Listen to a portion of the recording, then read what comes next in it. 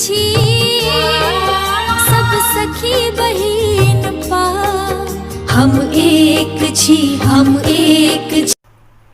प्रणाम सब दीदी के। हम नेहा झा दरभंगा से लुलर मैथिलानी में भाग लेलहुँ हैं, जाहिमे से हम मिथिला पेंटिंग, फैब्रिक पेंटिंग, मेहंदी, गाना में भाग लेलहुँ हैं।